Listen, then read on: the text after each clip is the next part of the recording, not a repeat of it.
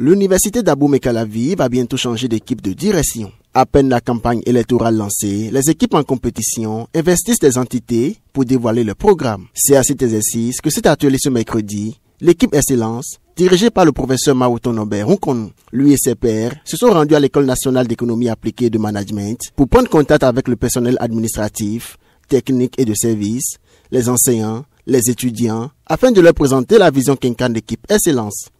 Au nombre de certaines actions phares, nous pouvons citer l'effectivité du conseil d'université qui définisse les grandes orientations pour que le rectorat soit dans sa mission de gestion au quotidien de l'institution universitaire. Nous entendons donner l'autonomie la plus large possible aux entités et les accompagner avec des moyens adéquats afin qu'elles puissent jouer pleinement leur mission. Nous entendons célébrer l'excellence parce que pour construire une institution universitaire moderne, il faut construire des modèles qui puissent servir de phare à toute la communauté dans sa marche vers le progrès. Il faudrait que l'institution universitaire devienne enfin une institution au service du développement du pays. Donc, il faudra accomplir nos missions d'enseignement, de recherche et de service à la communauté, mais en tenant compte de nos réalités sociologiques, de nos réalités culturelles.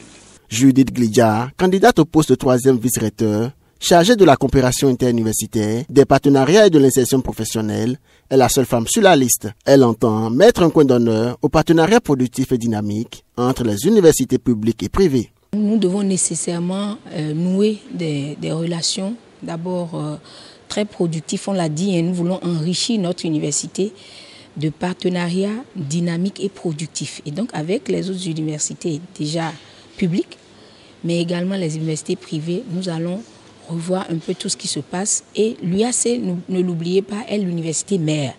Et donc, il y a beaucoup de choses que nous pouvons faire avec nos collègues des autres universités parce que nous devons servir d'exemple. C'est pour ça que nous disons que nous allons allumer la flamme d'espoir qui ne va plus s'éteindre sur notre institution universitaire qui va servir d'exemple à ces hommes et à ces femmes et contribuer au développement de notre pays. La question de l'énergie et de l'Internet préoccupe également les membres de la liste Excellence. Nous avons conçu notre programme en faisant une collecte des données sur le terrain. Cela nous a permis d'entendre les entreprises, les banques nous dire qu'il y a d'autres types de partenariats que nous pouvons mettre en place pour pouvoir leur rendre des services qui leur coûtent plus cher auprès des cabinets d'expertise externes et aider nos étudiants à avoir une formation un peu plus conforme aux besoins de ces entreprises-là et aussi les aider à avoir des stages et l'emploi. Le professeur Nkonou est l'acteur du désenclavement numérique de tous nos campus au Bénin. Et donc, ça veut dire que l'Internet sera une réalité.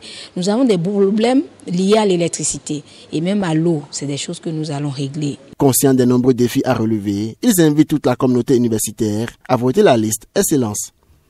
Personnel enseignant, administratif, technique et de service. Chers étudiants, mobilisons-nous pour gagner ensemble les présentes élections rectorales afin de co-gérer et co-construire une université moderne. Je voudrais vous dire que l'équipe Excellence du professeur Maouton Nkonou à laquelle j'appartiens, avec les professeurs Imourou Aboubakari à la recherche, le professeur Jean-Marie Falola à l'académie, nous avons décidé de co-gérer cette université-là pour co-construire une université moderne.